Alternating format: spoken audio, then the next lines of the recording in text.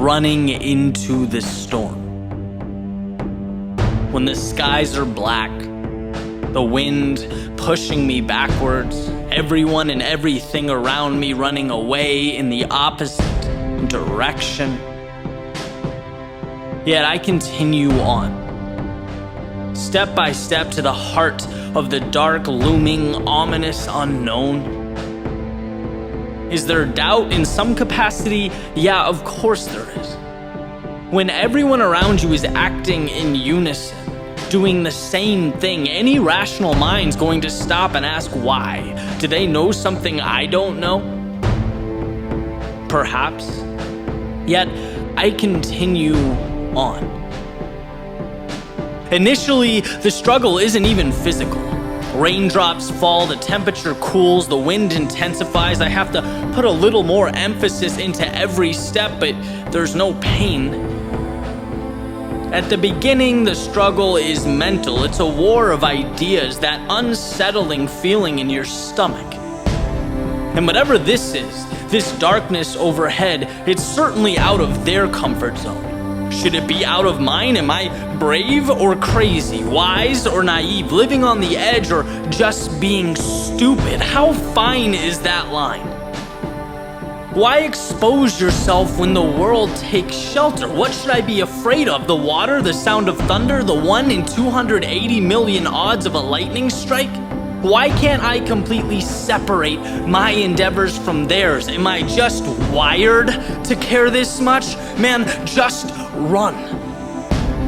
Turn up the music, add the miles, count the steps. Remember, I will understand why I'm doing this. This seemingly trivial pursuit, I know the pieces will add up. They always add up. Eddie, just trust yourself. Push through the heaviness in your legs. Isolate the fear, the anxiety, the emotion that causes humans to act on impulse, to act irrationally.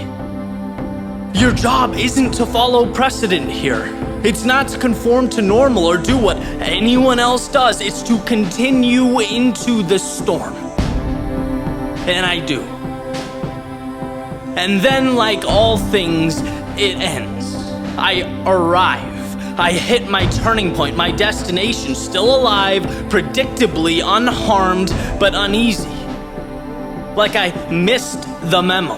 Like I'm disrespecting this norm at the expense of an unwritten social contract. However, I am in too deep now.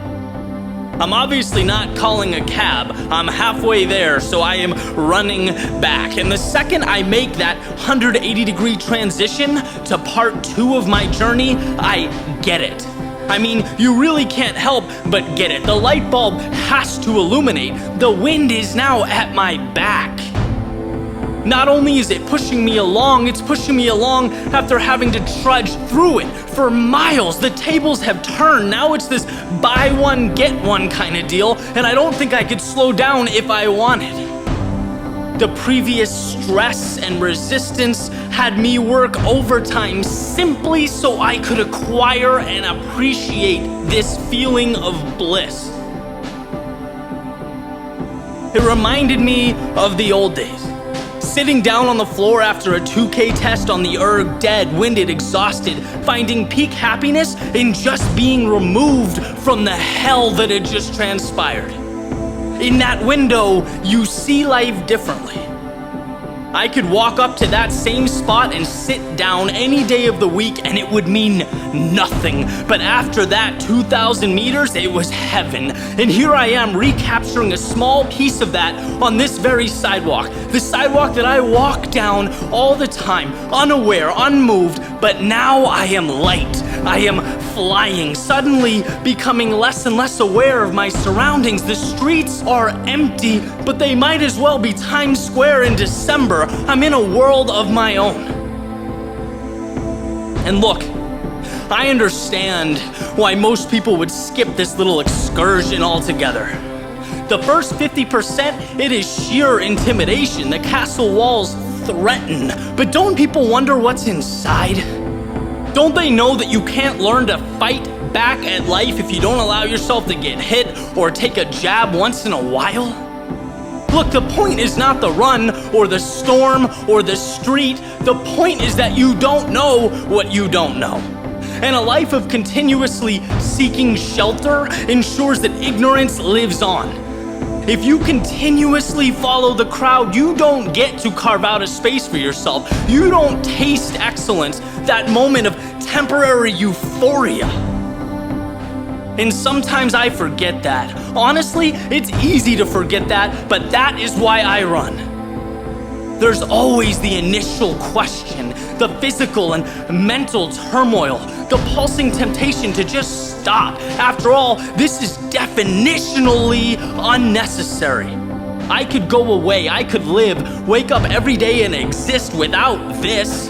It's not needed, it's not required, but at some point, whether it's the middle, the end, or after I've crossed the finish line, I remember. At some point, it always hits me. I'm awarded that feeling of completion, a high that can't be found unless you've paid for it. See, people run towards security. People run towards safety because it's instinct, because they don't know.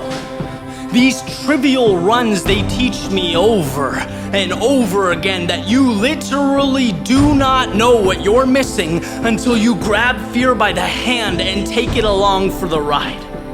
And yes, I feel doubt. Yes, I feel the anxiety of the unknown, but they don't stop me. They don't dictate my result. They are nothing more than those dark skies overhead and the rain in my face. They are along for the ride.